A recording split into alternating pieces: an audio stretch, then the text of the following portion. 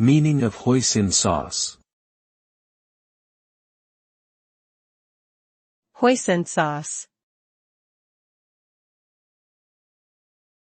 Hoisin sauce.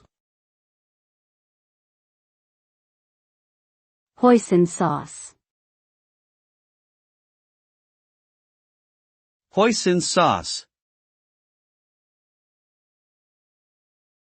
Hoisin sauce is a thick, dark, and fragrant condiment commonly used in Chinese cuisine. It is made from a blend of soybeans, sugar, vinegar, garlic, and traditional Chinese spices like 5-spice powder.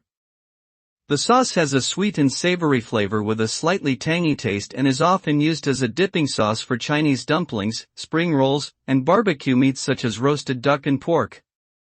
Hoisin sauce can also be used as a glaze or marinade for stir-fries or roasted dishes and adds depth and complexity to many dishes.